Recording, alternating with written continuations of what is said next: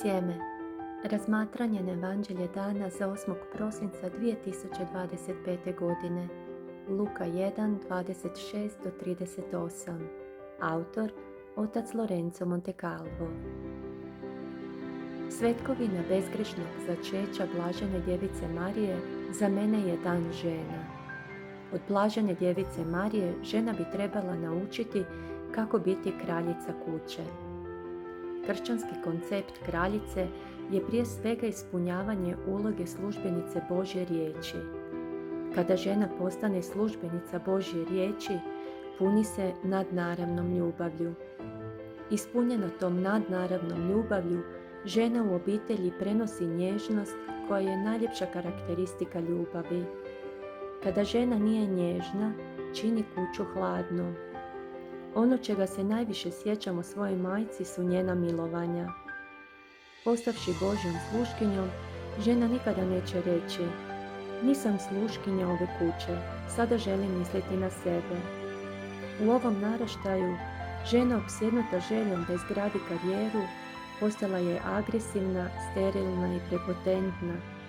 Kažem sterilna u smislu da odbija imati više od jednog djeteta ili maksimalno dvoje.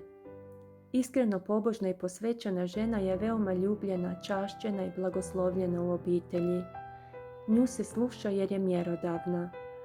Govori u pravo vrijeme, kaže prave stvari i pravim tonom. Jedinstvo s Bogom daje joj mudrost srca. Zna kada milovati, a kada koriti. Ženi je Gospodin dao moć života.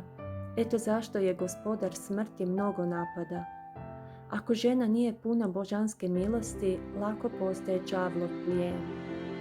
U svojoj svećeničkoj službi susrećem više žena nego muškaraca opsjednutih nečistim duhovima.